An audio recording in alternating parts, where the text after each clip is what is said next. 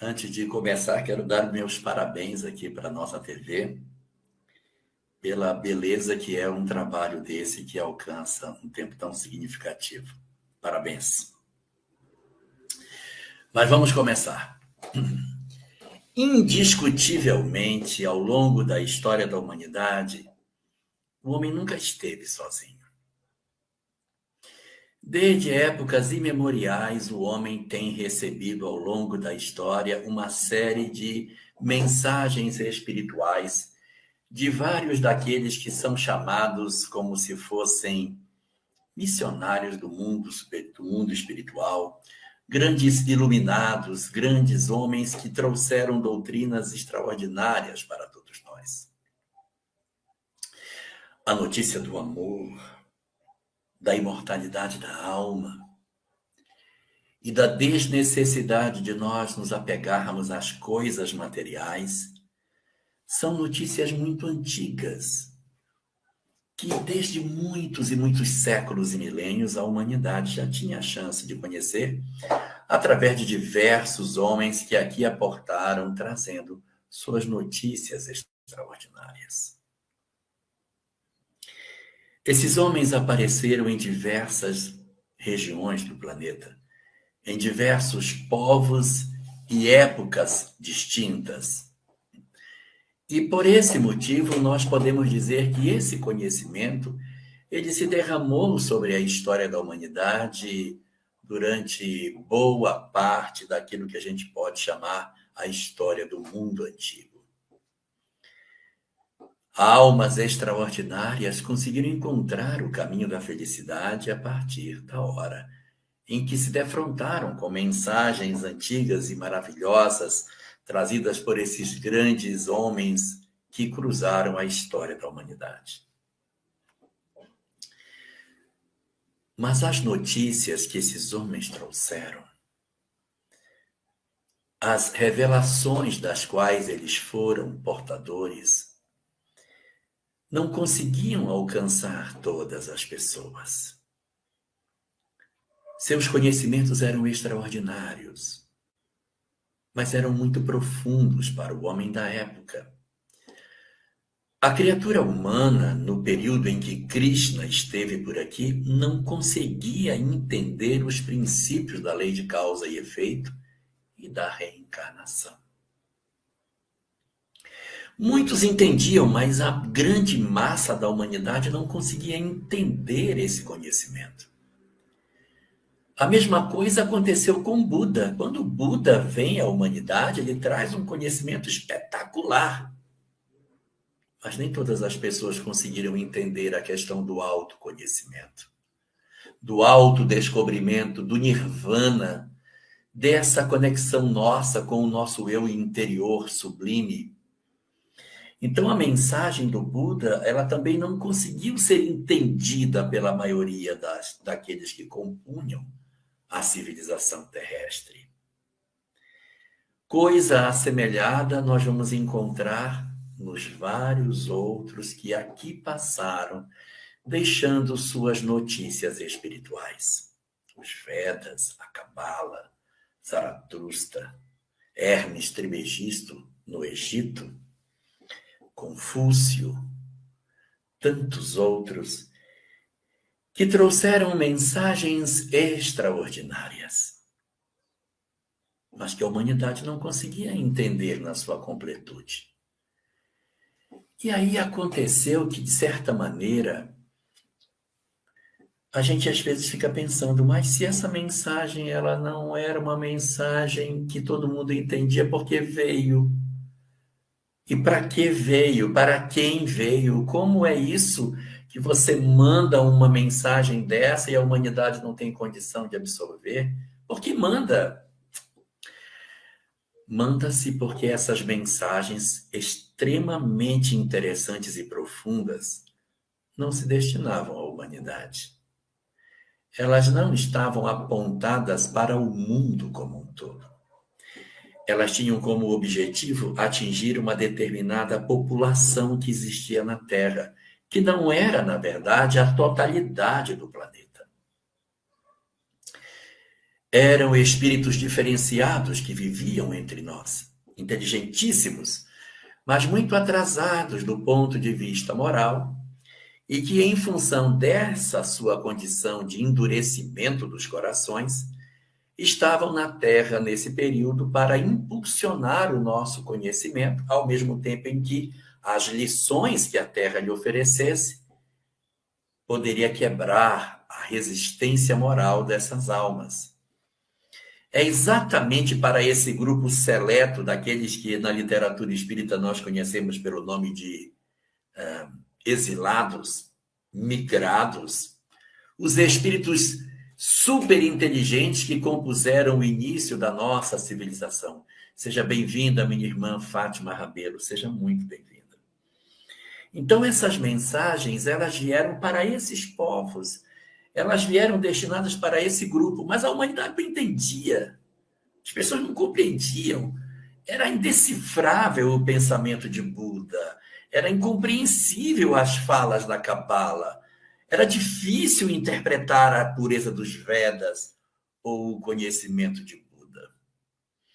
Todos esses saberes, eles eram tão difíceis para a grande maioria daqueles que aqui estavam, que era necessário criar uma escola para ensinar esses ensinamentos fora do povo, porque o povo não conseguia entender. Então, se a gente for pegar na história da humanidade, todo lugar por onde esses homens passaram, houve as chamadas escolas de iniciados. Os iniciados do hinduísmo, lá na Índia, os que se recolhiam nos mosteiros para se apropriar dos conhecimentos espirituais. Os grandes sacerdotes do Egito, que tinham seus rituais de iniciação, exatamente porque o povo não conseguia partilhar os conhecimentos que possuíam. Todas as dificuldades, Analícia, que os homens do passado viveram eram exatamente em função da dificuldade de interpretar todos esses processos, Eliana. Então, nós criamos templos, nós criamos mosteiros, lamazerias, espaços aonde esses homens se debruçavam para interpretar os conhecimentos espirituais que a grande maior parte da humanidade não conseguia entender. Mas para essas almas que eram muito inteligentes, tudo fazia muito sentido. Tudo era muito lógico para eles. Para eles não era difícil compreender a reencarnação, a transmigração das almas, o processo do renascimento em novos corpos. Sim, não era tão indecifrável. E é por isso que essas doutrinas alcançaram o êxito de chegarem até os nossos dias, porque sempre houve indivíduos que, banhados por esse conhecimento, conseguiam interpretar o sentido profundo que essas palavras possuíam e promoviam em si transformações suficientes para que se desembaraçassem da necessidade de encarnar no nosso planeta.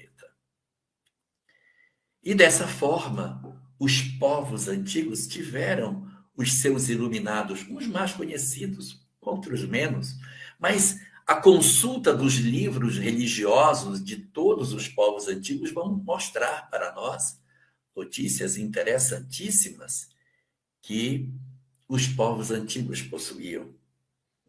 Na Suméria, nós tivemos o Atrahasis e um personagem interessantíssimo como Gilgamesh, um homem interessante demais. Utnapishtim também, dali daquela mesma região da Suméria, que eram conhecimentos espirituais profundos que existiam naquela região do mundo.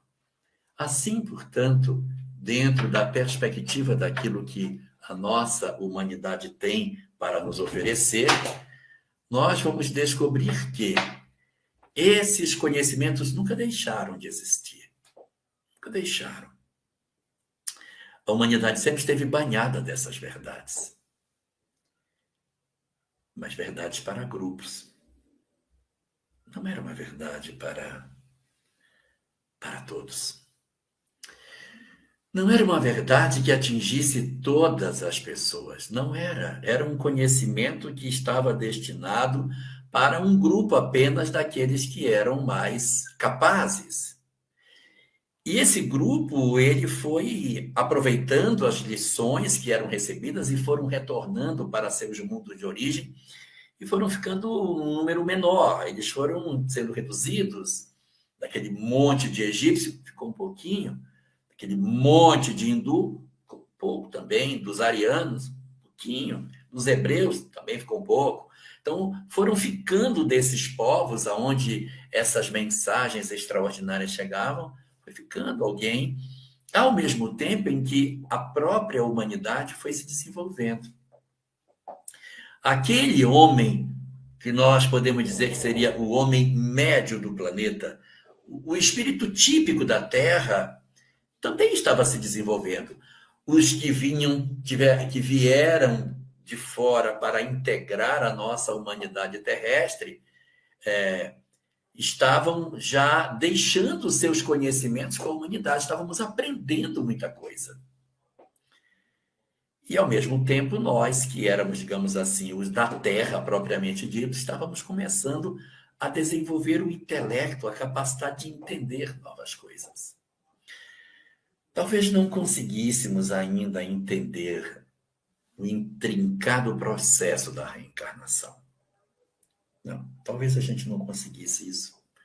Talvez fosse muito difícil para a gente, naquele período, lá atrás, entender a questão da lei de causa e efeito e os processos de renascimento. Seria um pouco difícil para nós.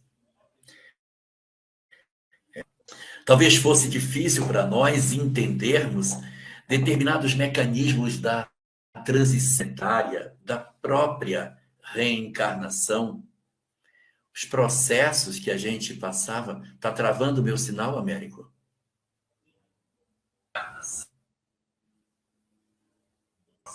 Oi? Tá tudo excelente, meu irmão. Tá bom.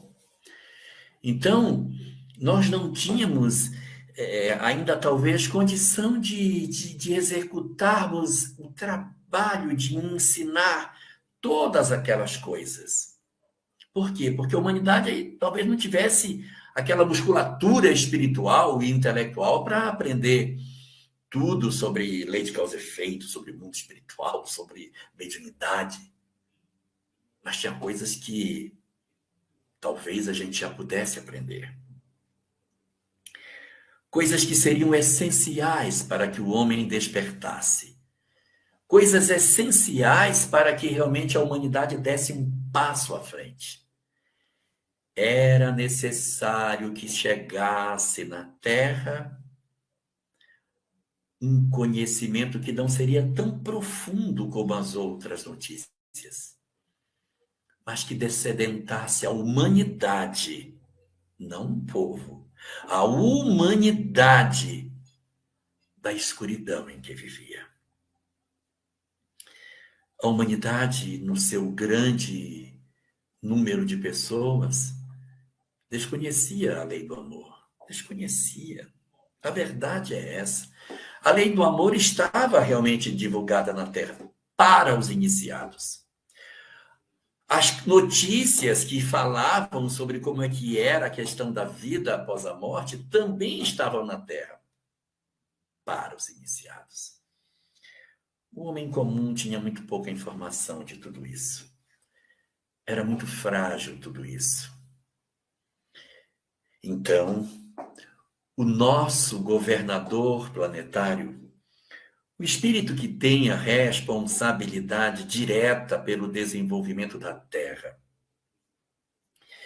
que acompanha o desenvolvimento do planeta desde que ele se formou há 4,5 bilhões de anos, esse espírito que havia mandado esses iniciados nos povos para que ele ensinasse uma mensagem profunda, robusta, com os detalhes das leis espirituais, estava querendo vir à Terra em pessoa para trazer uma mensagem para nós. Ah, meu Deus, se o governador planetário vem à Terra para trazer uma mensagem, ele deve trazer uma mensagem fantástica, deve ser uma mensagem completíssima. Porque se os outros que eram menores trouxeram tanta profundidade de lei de causa e efeito, tantas discussões sobre reencarnação, o Bhagavad Gita é um tratado extraordinário de espiritualidade. É um livro maravilhoso, deveria estar aqui. O Bhagavad Gita, uma obra de indescritível beleza espiritual.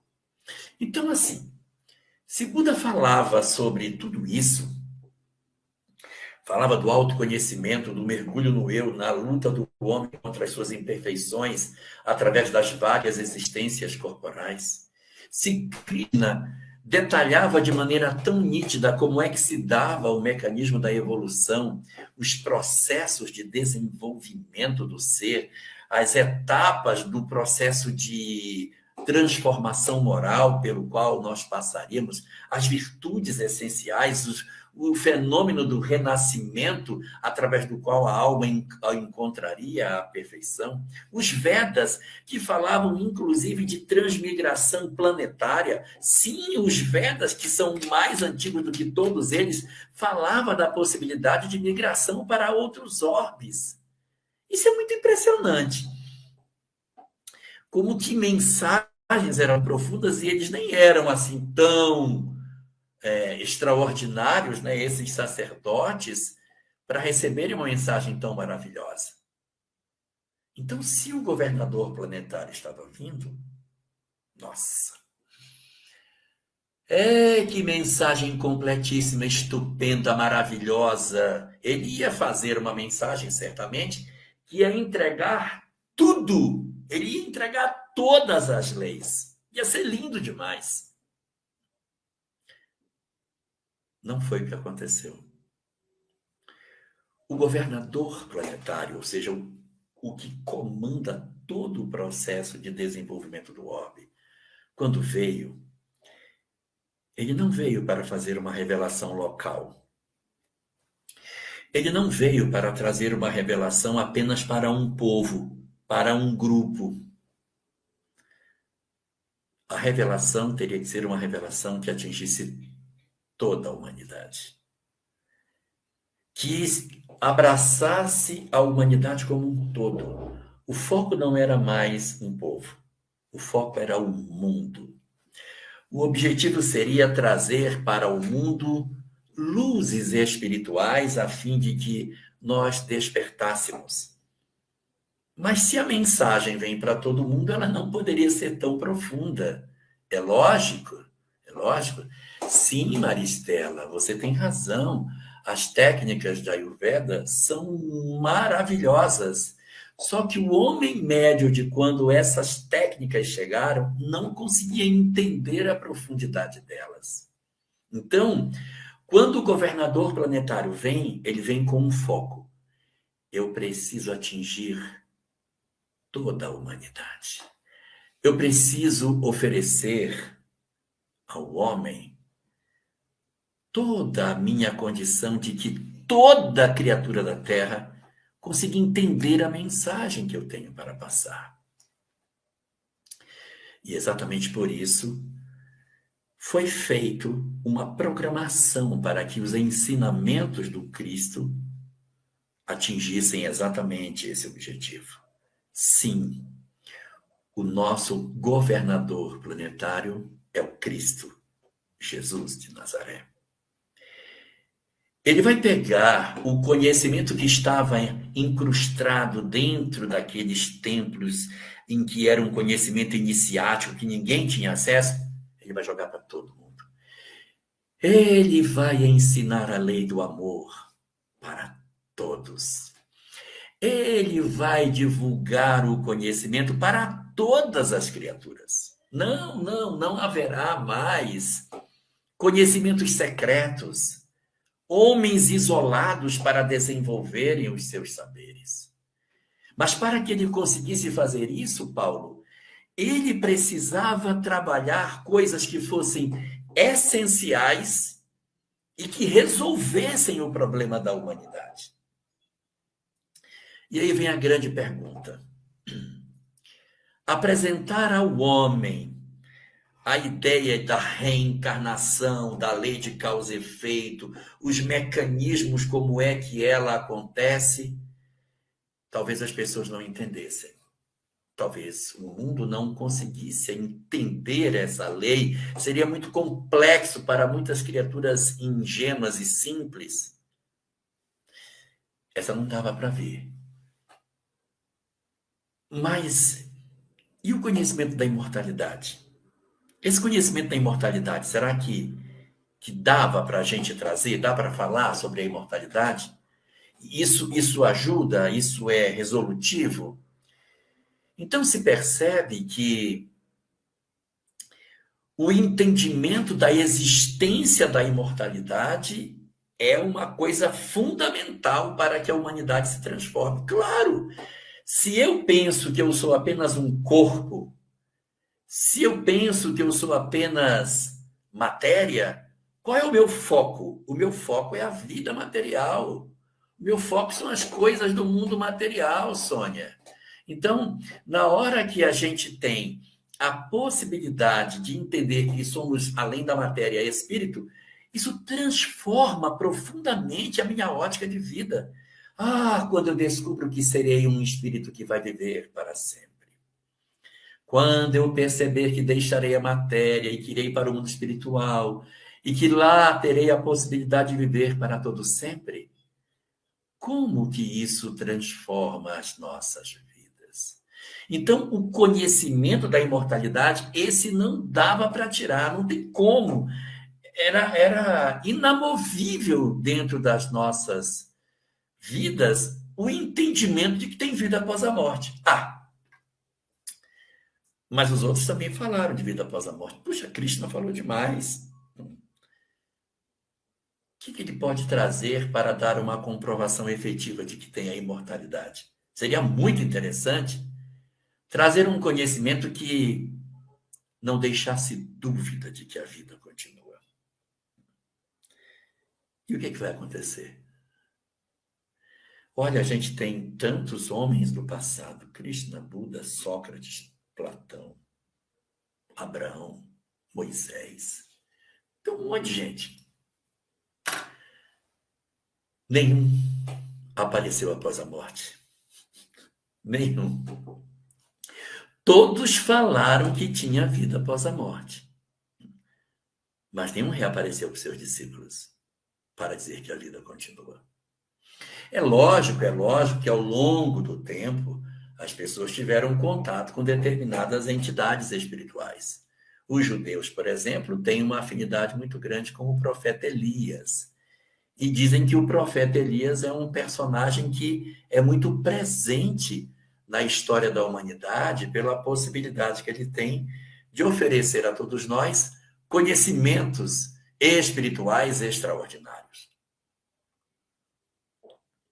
Assim, portanto, na hora que a gente entra em contato com a mensagem de Jesus, nós vamos ouvir falar de mortalidade. Sobre reencarnação, ele deixa alguns pequenos traços, mas ele não se detém nela, como outros assim fizeram. Mas a imortalidade está no centro da sua mensagem, está no eixo de tudo aquilo que ele tinha para apresentar.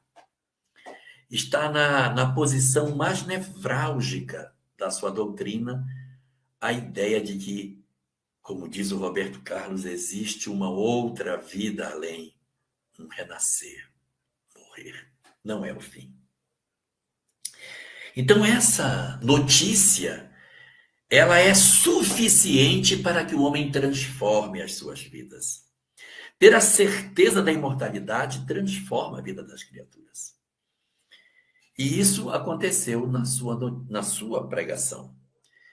Além da questão da imortalidade, Jesus também foi bastante enfático com relação a um segundo ponto, que era a questão do amor. Jesus falava do amor, muito. Se pudéssemos dizer assim, qual é o sentimento que Jesus mais apresentou na sua doutrina? O amor. Isso é muito legal, Maristela, porque você diz assim, olha, eu queria estudar o Buda. Para estudar o Buda, você tem tantas coisas para estudar, para se autoconhecer. Então, eu queria estudar Krishna. É um roteiro enorme. Então, eu queria conhecer Jesus. Eu lhe digo, ama. A doutrina de Jesus está centrada fundamentalmente em 3 pontos. A primeira delas é a imortalidade da alma. Está no eixo da mensagem dele e ele reaparece para os discípulos. O segundo ponto, que é essencial na sua doutrina, é o amor. O amor é o eixo de todas essas coisas, porque o amor é oferecido por Jesus como sendo o antídoto para o sofrimento humano. Tirou a capa da túnica, pediu para ir 1 milha, vai 2, entrega, ama. Só que o amor que Jesus propunha era um amor tão intenso que não era o amor simplesmente para aqueles que nos amam. A grande transformação no sentido de amor que Jesus traz naquela região da Palestina é a oferta do amor incondicional. É o amor apresentado na parábola do bom samaritano, em que você ajuda quem você nem sabe quem é. É o amor apresentado na parábola do filho pródigo, onde o pai ama o filho incondicionalmente. O amor acima de todas as coisas. Ele vai propor, inclusive, uma máxima extraordinária, apontando para que as criaturas amassem os próprios inimigos. Esse é um conceito incrível apresentado por Jesus. A gente até poderia dizer que Moisés, no livro de Levítico, no capítulo 19, fala que a gente tem que amar ao próximo como a nós mesmos. Mas amor aos inimigos não tem lugar nenhum dentro do texto. É ali, na proposta do amor aos inimigos, que vai surgir o grande pensamento do perdão. O perdão, ele era bem conhecido dos judeus, bem conhecido. No Antigo Testamento, 78 vezes a palavra perdão aparece. 78 vezes. Então, a gente conhecia o perdão. Só que dessas 78 vezes que aparece, 77 vezes é o perdão do homem com Deus. Homem com Deus. Senhor, nos perdoa, perdoa, porque nós somos... Em todo o Antigo Testamento, todas as vezes que fala de perdão é Deus em relação aos homens. Só tem uma, que é em relação a 2 pessoas, que é quando Jacó pede perdão a seu irmão Esaú. Somente essa. Mas eram irmãos. Então, a ideia de perdoar alguém, de relevar aquilo que o outro fez, meu Deus, é profundamente surpreendente. E ele vem apresentar o amor aos inimigos. Ele não vai explicar por quê. Sim, mas por que eu tenho que amar? Não, não tem essa explicação. Eu estou dizendo que é para amar os inimigos. Mas por que, Senhor? Estou dizendo para amar. É um mandamento, não é uma questão que a gente considere que ele esclareceu o porquê. Jesus deu poucas explicações do porquê das coisas. Ele disse o que é para fazer. Então, ele falou da imortalidade. Mas ele não explicou como que se dava o fenômeno da reencarnação, porque isso não é tão importante. A mesma coisa ele fez com o perdão. Quando ele ensinou o amor, ele trouxe o amor de maneira tão intensa que o perdão veio a reboque do amor.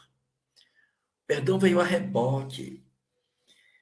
E aí ele vai apresentar para nós uma leitura impressionante. Se você tem alguma coisa contra alguém, deixa no altar, vai te reconciliar com ele. Mas por que reconcilia-te com teu adversário enquanto estás a caminho com ele? Perdoa os teus inimigos, Pai, perdoa-os porque eles não sabem o que fazem. Ele vai oferecer uma mensagem extremamente focada na ideia do amor incondicional. Então, é um tripé que ele fez.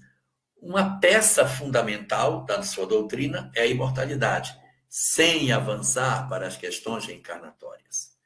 Outra peça que ele trouxe é o amor incondicional, sem apresentar as justificativas do porquê. E trouxe também Deus, não como um senhor. Ele trouxe Deus como Pai. Ele trouxe Deus como Pai. Olha, nós temos Buda, Krishna, Sócrates, Platão, um monte de gente. Ninguém chama Deus de Pai. Ninguém chama Deus de Pai. Só Jesus. E ao trazer a ideia de Deus como Pai, ele trouxe uma proximidade muito grande do Criador em relação às suas criaturas. Porque a humanidade tinha uma visão muito diferente de seus deuses. Cruéis, duros, exigiam oferendas, os deuses se aborreciam, castigavam as pessoas. O próprio Deus de Israel, mesmo sendo um Deus imaterial e único, era um Deus muito severo. Era um Deus que punia a iniquidade dos pais nos filhos, na terceira e na quarta geração. Eles tinham sempre sobre si aquela imagem de que Deus estaria observando e se eles desobedecessem, eles poderiam ser exterminados pela força desse Senhor. Jesus não apresenta um Deus que destrói. O Pai que lhe oferece essa reconceituação do sentido de Deus, trazendo para próximo da família, é uma visão que os judeus nunca tinham pensado. Nas concepções do Antigo Testamento, ninguém poderia chamar Deus de Pai. Isso era uma blasfêmia. E a acusação sob a qual Jesus é levado para a condenação à morte é por ter dito que ele era o Messias e ter dito que Deus, por consequência, era seu Pai. Uma coisa que a gente hoje diz com tanta tranquilidade, naquele período era muito complicado você querer dizer isso para as pessoas. Então, Jesus, na verdade, oferecia para a humanidade uma reconceituação do sentido de Deus de maneira muito profunda.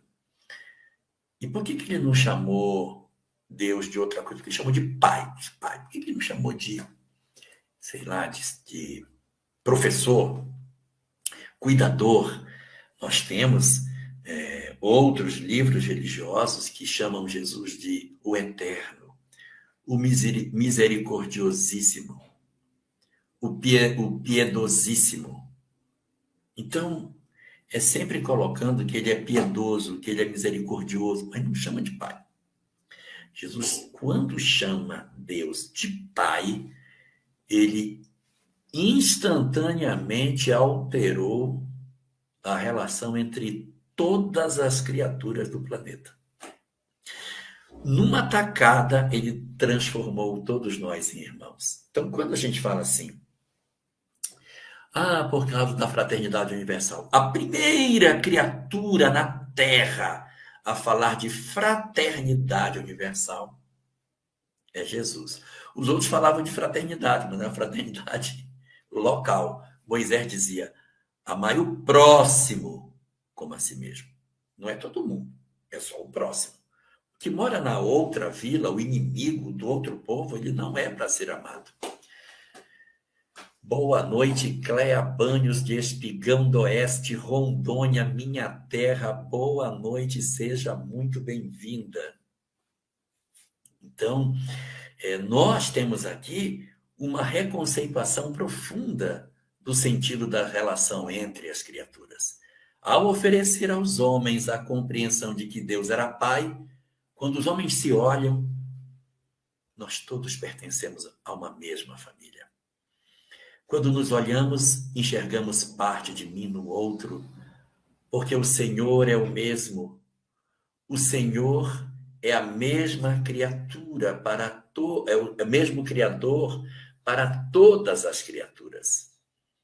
E dessa maneira, dessa forma, a nossa humanidade teve a possibilidade de ingressar numa nova etapa de entendimento, porque tudo bem, eu não sabia com nitidez o que era a vida espiritual.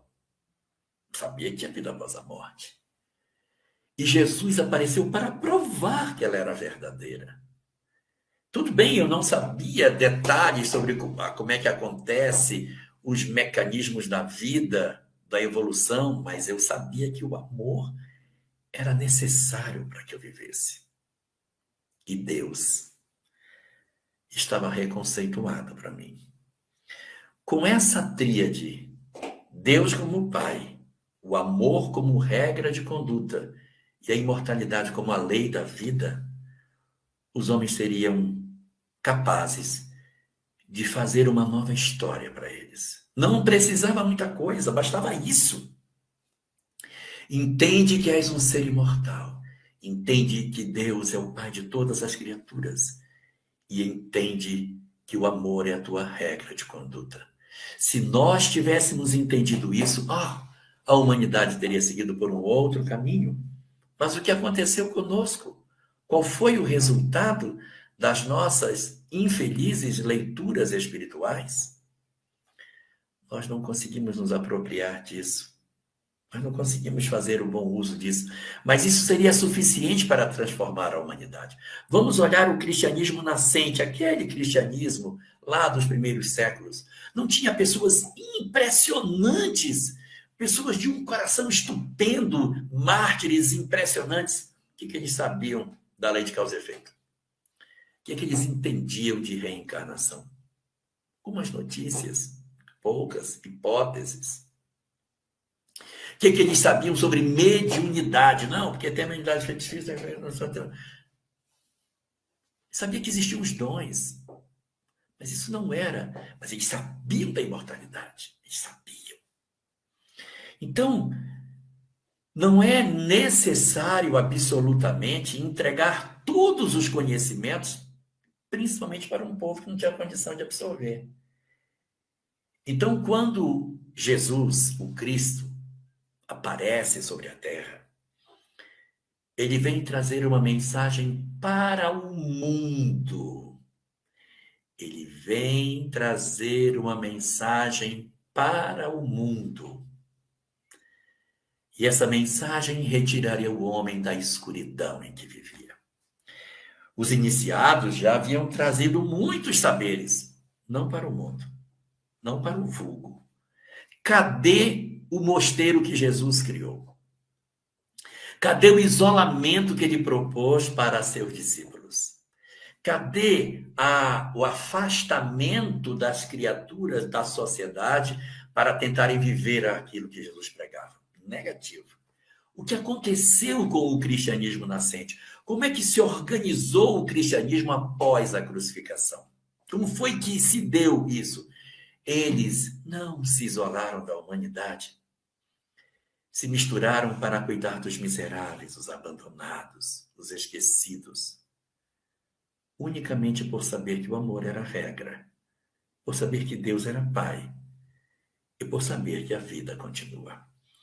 Saber que a vida continua deu a eles uma coragem indescritível, porque Jesus sempre falou da imortalidade, mas eles sempre tiveram dúvidas. Mas quando eles veem Jesus ressurreto, que senta com eles, que convive com eles, eles dizem, é verdade que existe vida após a morte. Então, morte, ó morte, onde está o teu aguilhão? Acontece uma mudança de cabeça neles, porque eles entronizam a ideia da imortalidade de maneira tão efetiva que quando eles vão para os circos, os leões comem eles. Isso não é o fim. Eu não tenho medo da morte, porque sei que sou uma alma imortal. Eu não tenho receio de amar, porque a regra era que deveríamos amar. E eu entendi que todos aqueles que compõem a humanidade são meus irmãos.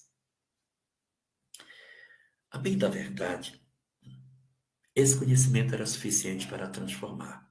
A gente nem precisaria, os que temos hoje, de lei de causa e efeito, mediunidade, processo reencarnatório, mundo espiritual, colônias espirituais, treva, umbral, a gente nem precisaria disso.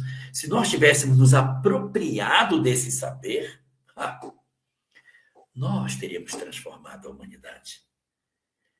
É por isso que, nesse sentido, o Cristo, o próprio Cristo, se autodefinindo para os seus discípulos, em uma das 7 vezes que ele se autodefine, todas elas no Evangelho de João, ele vai dizer 7 vezes, eu sou, e aí ele vai falar, eu sou o bom pastor, eu sou o caminho, a verdade, a vida, eu sou a porta, eu sou o pão, eu sou a ressurreição e a vida, eu sou a videira verdadeira, e tem uma 7ª. Eu sou a luz de Israel. É de Israel. O que ele diz? É luz? Luz do quê?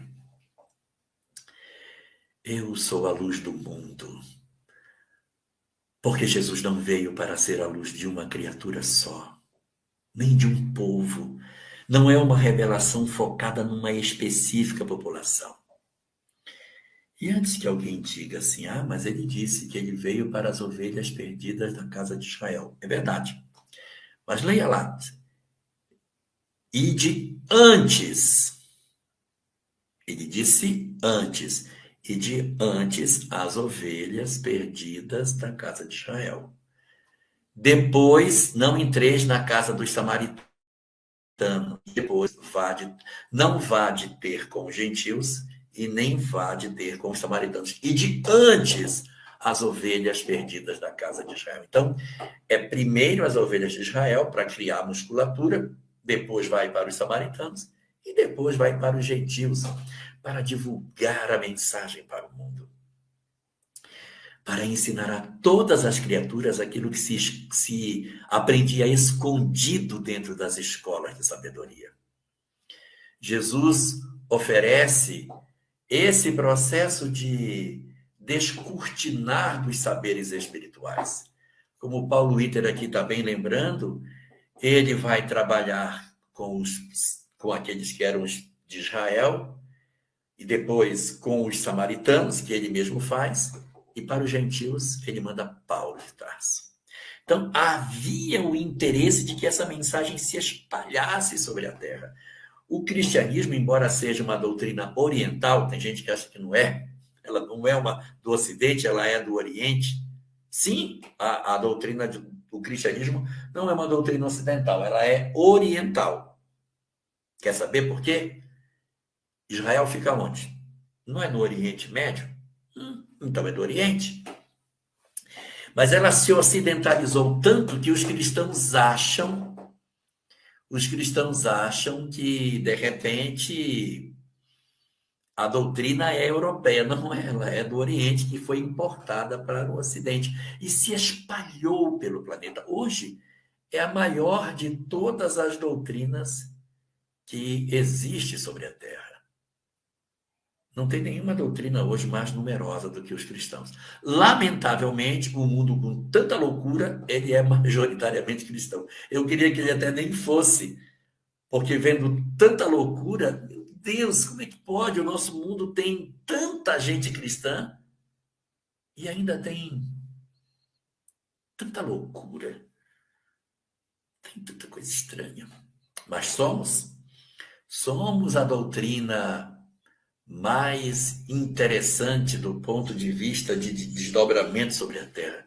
Nenhuma alcançou até agora tanta gente. Sim, os muçulmanos são o terceiro. Primeiro, cristãos, budistas, muçulmanos.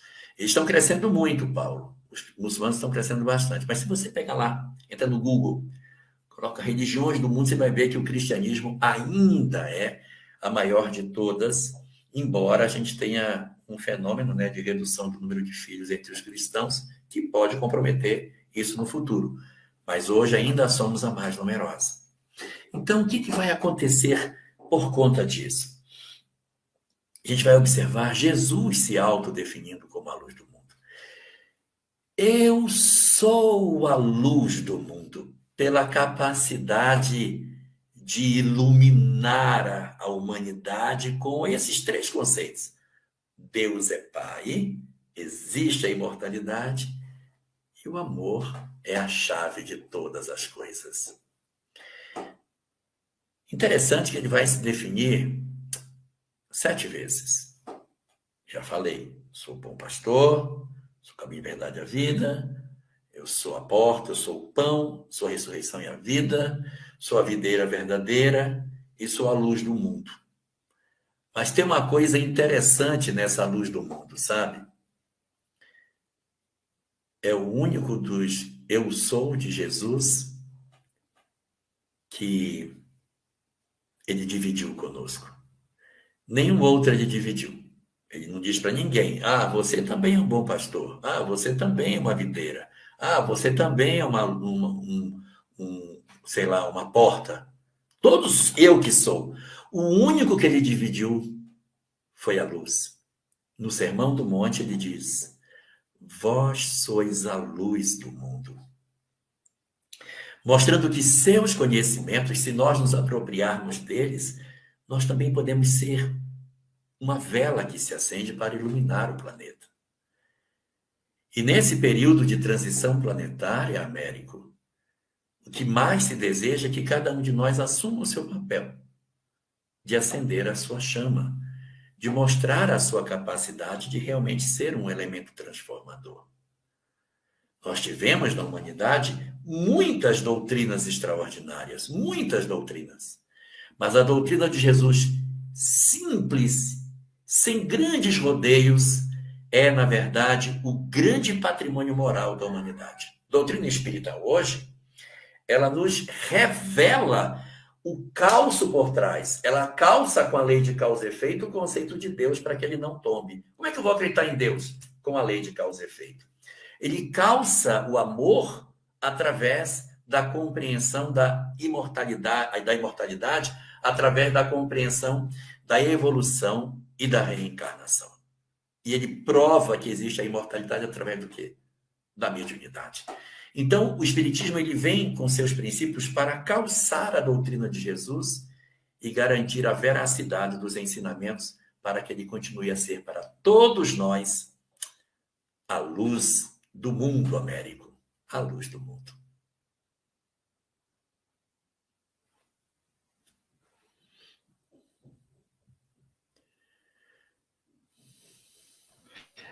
Meu querido irmão, sem palavras, né? Para descrever a gratidão que nós temos aqui de Eu estou receber. ouvindo você, eu vou só abrir uma porta para um gato que está preso aqui. Tá. Pode falar, estou ouvindo. Sem dúvida nenhuma, só gratidão, né? Por nós termos essa oportunidade de ouvir o nosso irmão com essas colocações tão bacanas, né? E para aproveitar a inspiração do irmão, eu queria pedir ao meu irmão que fizesse a nossa prece final, para a gente poder fazer o nosso encerramento. Se o irmão quiser aproveitar mais alguns minutinhos, tá? A gente falou que tinha uns 50 minutos, mas se precisar fazer um fechamento, alguma coisa, também fique totalmente à vontade. Mas queria convidar o nosso irmão para, em nome desses 10 anos de TV Nova Luz, fazer a nossa prece de encerramento. A nossa prece, que, aliás, é o agradecimento por tanto tempo em que a TV Nova Luz está no ar, levando aos corações, né, consolo, levando conhecimento a tantos lares, e em agradecimento a cada um de vocês que estão 10 anos conosco. Pode ser, meu irmão? Pode. Vamos orar, então. Senhor Jesus, agradecemos-te todas as lições que deixaste para nós, sendo também aquelas que recebemos dos teus antigos enviados pelas múltiplas peregrinações no curso da história. As inúmeras vezes que ouvimos as leis universais e que não conseguimos entender, até que tu chegasses, Senhor, e oferecesses ao mundo a possibilidade de entendermos o propósito de todas as coisas. Que desembaraçasseis as nossas almas dos grilhões dolorosos ao qual nos prendíamos, no desamor, na descrença e no afastamento de Deus. Tu vieste para banhar as nossas almas com as luzes que ofereciam ao homem a chance de sermos verdadeiramente felizes. Mas nós, Senhor, mais uma vez nos afastamos da tua mensagem de luz. Ainda que de posse dos ensinamentos extraordinários de teu Evangelho, ocultamos a nossa face e tentamos até desconstruir a tua imagem, a desfazer o trabalho colossal de implantação das verdades espirituais sobre a terra. Em teu nome, na capa de sacerdotes, cometemos tantos desatinos e tantas loucuras, e em teu nome, Senhor, vergonhosamente, manchamos de sangue as páginas da história. Mas tu, por tua misericórdia inexcedível, ofereceste-nos mais uma vez os conhecimentos espirituais dos antigos através da doutrina espírita. Deste-nos a conhecer os segredos dos Vedas, do Bhagavad Gita, de Buda, da Cabala, de Zaratustra, de Hermes Trismegisto, de Sócrates, reinterpretados pela ciência que a doutrina espírita representa. Hoje, Senhor, mais amadurecidos, conseguimos interpretar o código divino da lei e redescobrir a excelsitude de tuas palavras nos ensinamentos que o Espiritismo nos oferece. Por isso te agradecemos penhoradamente pelo esforço que tens feito para que despertemos para a luz. E te rogamos, Senhor, que nos auxilies para que nós possamos fazer o uso correto desse conhecimento extraordinário que nos ofereceste. E também, a nosso turno, nos convertamos em luz para o mundo, oferecendo-te para os homens e dando o nosso contributo para a transformação do mundo em que vivemos. Curvados diante de ti, Senhor, apenas te agradecemos e te rogamos que nos abençoes nesse compromisso de nos voltarmos para a tua lei e para a verdade e sermos efetivos colaboradores na semeadura do bem, no lugar em que nos colocaste. Protege-nos, abençoa-nos e nos guarda na tua paz. Obrigado, Senhor.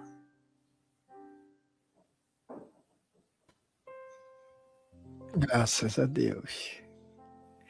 Graças a Deus, querido Jorge Alahá, graças a Deus, querido irmão que nos assiste pela TV Nova Luz. É uma felicidade realmente completar 10 anos de TV Nova Luz, com a participação do nosso querido Jorge Alahá, com a participação de cada um de vocês aí de casa.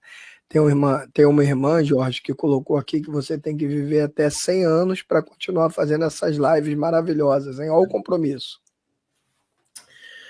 Eu estou pertinho, faltando bem pouco para 100. Muito obrigado, meu querido irmão. Obrigado a cada um de vocês. Até a nossa próxima oportunidade de nos vermos aqui na TV Nova Luz. Um beijo no coração de cada um de vocês. Um beijo no seu coração, querido Jorge Alahá. Até a próxima.